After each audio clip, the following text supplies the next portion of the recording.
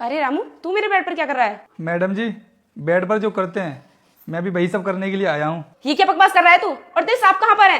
अरे मैडम जी, मैं कोई बकवास नहीं कर रहा हूँ, मैं बिल्कुल सच बोल रहा हूँ। और रही बात साहब की, तो साहब तो ना अपनी ड्यूटी पर चले गए। अब तो वो शाम को ही घर आ पाएंगे।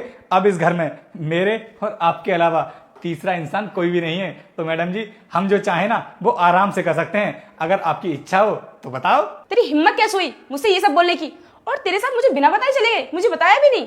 मैम साहब, आपको नहीं बता कर गए इसके बारे में मुझे तो नहीं पता, लेकिन मुझे जरूर बता कर गए थे और बोल रहे थे कि रामू, अपनी मैम साहब का ना खूब अच्छे से ख्याल रखना। मेरे ना होने पर उसको कभी भी किसी चीज की कमी महसूस नहीं होनी चाहिए। इसीलिए मैम साहब, मैं तो आपका ख्याल रखने के लिए ही बोल रहा हूँ। तेरे कहने का क्या मतलब है कि मैं अपने पति को छोड़कर तेरे साथ रहने लगूं? नहीं मैम साहब, मैं आपसे ये नहीं बोल रहा हूँ कि आप अपने पति को छोड़ करके हमेशा हमेशा के लिए मेरे साथ रहने लगो। मैं तो बस आपसे इतना बोल रहा हूँ कि कुछ टाइम आप मेरे साथ भी बिता लो। वैसे भी साहब ज्यादातर टाइम तो ड्यूटी पर ही रहते हैं, वो कहाँ आपको टाइम दे पाते हैं। मैं आपके घर में ही रहता हूँ और वैसे भी सारा काम काज तो मैं ही करता हूँ।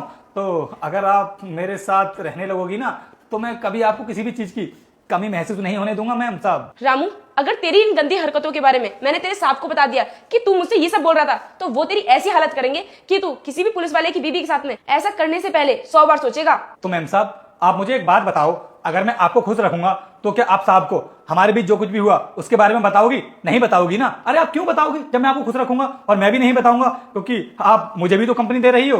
रामू, तुझे इस घर में काम करते हुए इतना समय हो गया और फिर भी तू मेरे बारे में इतनी गंदी सोच रखता है। मैंने ऐसा कभी नहीं सोचा था। मैम साहब, बोलना तो मैं आपसे काफी टाइम से चाहता था कि मैं आपसे बहुत प्यार करता हूं, लेकिन कभी बोलने का मौका ही नहीं मिला। मैंने सोचा आज साहब ड्यूटी के लिए जल्दी चले गए हैं तो आज मेरे पास टाइम भी है, इसलिए आपसे बोल देता हूं। अब आप इतना टाइम क्यों लगा रही हो? जल्दी आओ ना बेड पर। अब तो तूने अपनी हद ही पार कर दी है। अब तू मेरे इस घर में एक मिनट के लिए भी नहीं रहेगा। निकल मेरे घर से, चल।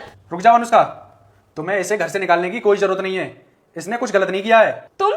लेकिन ये तो मुझसे बोल रहा था कि तुम ड्यूटी के लिए चले गए, फिर तुम इस गेट के पीछे छुपकर क्या कर रहे थे? और तुमने सुना नहीं, ये मुझसे कितनी बदतमीजी से बात कर रहा था। पता है क्या कह रहा था? कि मैं इसके साथ बेड पर सो जाऊं, और तुम कह रहे हो कि इसने कुछ भी गलत नहीं किया। हाँ अनुष्का, इसने कुछ भी गलत नहीं किया है।